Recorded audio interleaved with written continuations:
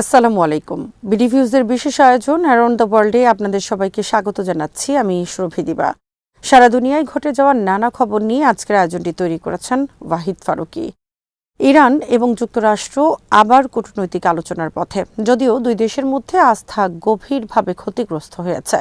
গত জুনে চলা 12 দিনের যুদ্ধে ইসরায়েলের শহরগুলোতে ব্যাপক ধ্বংসযজ্ঞ এবং পশ্চিম এশিয়ার বড় ইউএস ঘাঁটিতে ক্ষতি সাধিত হয়েছিল। তেলেঙ্ঘরে চলা সেই যুদ্ধের স্মৃতি এখনও ইরান মনে রাখছে। 7টি অঞ্চলের দেশ ওমান, কাতার, সংযুক্ত আরব আমিরাত, সৌদি আরব, তুরস্ক, মিশর এবং পাকিস্তান ইরানকে আহ্বান জানিয়েছে যুক্তরাষ্ট্রের সঙ্গে আবার আলোচনায় বসতে, যাতে নতুন কোনো সংঘাত এড়ানো যায়। দেশের ভেতরে সাধারণ মানুষ এই উদ্যোগকে শঙ্কার সঙ্গে দেখছে। তেহরানের কিছু মানুষ মনে করছে গতবার আলোচনার সময়ই হামলা হয়েছিল, তবু তারা মনে করে আলোচনায় যাওয়া কূটনীতির দিক থেকে গুরুত্বপূর্ণ। ইরানের তরুণ সমাজের মধ্যে এই বিষয়ে সচেতনতা কম। কেউ কেউ শুধু ইন্টারনেট স্বাভাবিক হওয়ায় খুশি। গত বছরের জানুয়ারিতে অর্থনৈতিক অসন্তোষ থেকে শুরু হওয়া শান্তিপূর্ণ বিক্ষোভ পরবর্তীতে সশস্ত্র সহিংসতায় রূপ নেয়। ইরানি নিরাপত্তা বাহিনী যুক্তরাষ্ট্র ও ইসরায়েলের সঙ্গে সম্পর্কিত সন্ত্রাসী নেটওয়ার্কগুলো ভাঙতে সক্ষম হয় এবং ট্রাম্পের পরিকল্পিত হামলাও বাতিল হয়। তেহরান জানিয়েছে আলোচনার বিষয় শুধুমাত্র পারমাণবিক কার্যক্রম সীমিত থাকবে এবং তারা তাদের পারমাণবিক প্রোগ্রাম ধ্বংস করবে না। পশ্চিমা মিডিয়া আলোচনার প্রক্রিয়া নিয়ে বেশি মনোযোগ দিচ্ছে না, যেমন আলোচনার স্থান পরিবর্তনের বিষয়, যা প্রকৃত সমস্যা নয়। ইউরোপীয় দেশগুলো কার্যত নিরপেক্ষ নয়, ইরান তাদের বাধা হিসেবে দেখছে। এই পরিস্থিতিতে আঞ্চলিক চাপ এবং বৈশ্বিক রাজনৈতিক হিসেবের মধ্যে কূটনৈতিক পথে অগ্রসর হওয়া সহজ নয়। তবে ইরান জানিয়েছে যুদ্ধের প্রস্তুতি থাকলেও তারা কূটনৈতিক প্রচেষ্টা চালিয়ে যাবেন। হিজবুল্লাহর সাধারণ সম্পাদক নাঈম কাসেম মঙ্গলবার বলেছেন, তারা ইসরায়েলের বিরুদ্ধে পূর্ণ শক্তিতে মোকাবেলা চালিয়ে যাবে এবং হিজবুল্লাহর অবস্থান মূলত প্রতিরক্ষামূলক, আত্মসমর্পণ নয়। ইসলামী শিক্ষা ও প্রশিক্ষণ ফাউন্ডেশনের প্রতিষ্ঠার 33তম বার্ষিক উপলক্ষে একটি অনুষ্ঠানে বক্তব্যকালে তিনি বলেন, হিজবুল্লাহ এবং লেবাননের তাদের সশস্ত্র শাখা ইসলামিক রেজিস্ট্যান্স একটি অস্তিত্বগত আগ্রাসনের মুখোমুখি, যা আন্দোলনটিকে পুরোপুরি নির্মূল করতে চায়। তিনি আরও বলেন, শত্রু আমাদের ভূমি দখল করেছে, এই মাতৃভূমি আমাদের এবং আমরা এর একটি ইঞ্চিও ছাড়ব না যতক্ষণ না জাতির একটি অংশের উপর আক্রমণ চলছে। কাসিম পশ্চিমা সরকারের ইসরায়েলের নিরাপত্তা নিয়ে বারবার করা বক্তব্যগুলোকে বৃহত্তর লক্ষ্য সম্পর্কিত হিসেবে উল্লেখ করেছেন। তিনি বলেন, যখন পশ্চিমা দেশগুলো ইসরায়েলের নিরাপত্তার কথা বলে, তারা আসলে একটি বৃহত্তর ইসরায়েলের আকাঙ্ক্ষা পূরণ করতে চায়। লেবাননের কর্মকর্তাদের উদ্দেশ্যে তিনি সতর্ক করেছেন, তারা নিজেদের জনগণকে চাপ দেয়া থেকে বিরত থাকুন। তিনি বলেন, তাদের বুঝিয়ে দিন যে আপনি আপনার নিজের মানুষকে চাপ দিতে পারবেন না, কারণ তারা এত বড় ত্যাগ স্বীকার করেছে। কাসেম পুনরায় উল্লেখ করেছেন, তাদের অবস্থান প্রতিরক্ষামূলক, আত্মসমর্পণ নয়। তিনি দাবি করেছেন, যখন ইসরায়েলি বাহিনী যোদ্ধাদের লক্ষ্য করতে ব্যর্থ হয়, তখন তারা নাগরিক ও বেসামরিক অবকাঠামোর উপর হামলা চালায়। তিনি বলেন, যখন শত্রু যোদ্ধাদের লক্ষ্য করতে অক্ষম হয়, তারা নাগরিক, বাড়ি ও পৌরসভাকে লক্ষ্য করে। আত্মসমর্পণের আহ্বান প্রত্যাখ্যান করে কাসেম বলেন, হিজবুল্লাহকে অস্ত্র ছাড়া করার দাবি মূলত আন্দোলনের উপস্থিতি নির্মূলের প্রস্তুতি। তিনি জনগণকে আরও আহ্বান জানান, আত্মসমর্পণ নয়, বরং প্রতিরক্ষা ও প্রতিরোধ অব্যাহত রাখতে হবে। ইরানের সশস্ত্র বাহিনীর chief of staff major general Syed Abdul Rahim মুসাভির বক্তব্য অনুযায়ী, সাম্প্রতিক 12 দিনের যুদ্ধের পর দেশটির প্রতিরোধ ক্ষমতা উল্লেখযোগ্যভাবে বৃদ্ধি পেয়েছে এবং এর পেছনে প্রধান ভূমিকা রেখেছে ব্যালিস্টিক ক্ষেপণাস্ত্র কর্মসূচির সর্বাঙ্গীন আধুনিকায়ন। একটি তথাকথিত ভূগর্ভস্থ ক্ষেপণাস্ত্র ঘাঁটি পরিদর্শনকালে তিনি বলেন, প্রযুক্তিগত সব দিক থেকে ক্ষেপণাস্ত্রের সক্ষমতা উন্নত করার মাধ্যমে ইরান তার ডিটারেন্স বা ভীতি প্রতিরোধ ক্ষমতা শক্তিশালী করতে পেরেছে। তার ভাষায়, শত্রুপক্ষ যেন ইরানের সামরিক সক্ষমতা ও প্রতিক্রিয়ার সম্ভাবনা সম্পর্কে স্পষ্ট বার্তা পায়, এটাই এই উন্নয়নের মূল উদ্দেশ্য।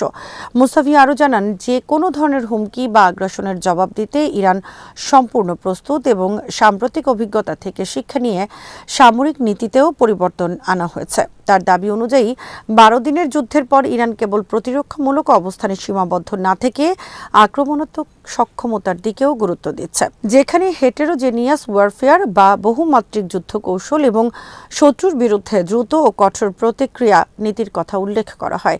এই বক্তব্য ইঙ্গিত দেয় যে ইরান ভবিষ্যতে সম্ভাব্য সংঘাতে প্রচলিত সামরিক কাঠামোর পাশাপাশি অসম ও প্রযুক্তি নির্ভর কৌশল ব্যবহার করতে পারে। একই সঙ্গে ভূগর্ভস্থ সামরিক স্থাপনা ও ক্ষেপণাস্ত্র ভাণ্ডারের কথা প্রকাশ্যে তুলে ধরার মাধ্যমে দেশটি আঞ্চলিক ও আন্তর্জাতিক প্রতিপক্ষদের কাছে একটি মনস্তাত্ত্বিক বার্তা পাঠাতে চাচ্ছে যে কোনো আঘাতের জবাব দেয়া হবে পরিকল্পিত ও শক্তিশালীভাবে।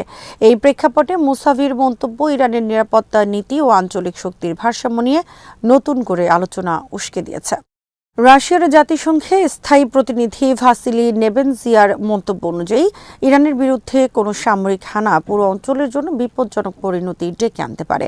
নেবেনজিয়া আশাবাদ ব্যক্ত করেন যে যুক্তরাষ্ট্র এবং তার মিত্ররা বুদ্ধিমত্তার সঙ্গে কাজ করবে এবং আরও গঠনমূলকভাবে আচরণ করবে। তিনি স্পষ্টভাবে বলেন, কোনো সামরিক সমাধান গ্রহণযোগ্য নয়, এটি বিপজ্জনক এবং আঞ্চলিক পরিণতি সৃষ্টি করতে পারে।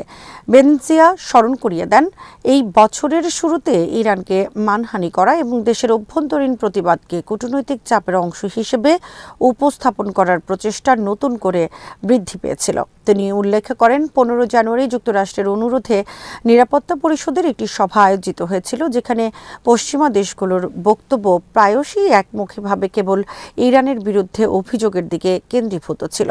তবে নেবেনজিয়ার মতে রাশিয়া এবং নিরাপত্তা পরিষদের কিছু গঠনমূলক সদস্য দেশ আলোচনা পুনরায় তার প্রকৃত উদ্দেশ্যের দিকে ফিরিয়েছিল।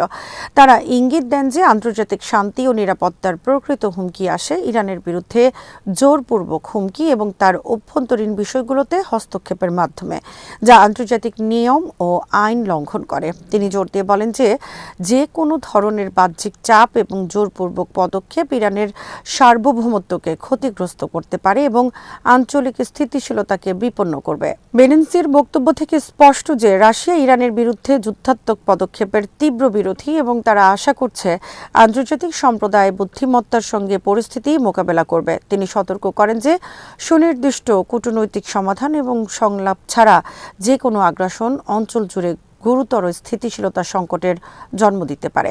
তার মন্তব্য আন্তর্জাতিক মহলে ইরানের বিরুদ্ধে সম্ভাব্য সামরিক হুমকি এবং আঞ্চলিক উত্তেজনা রোধে সতর্কবার্তা হিসেবে ধরা হচ্ছে।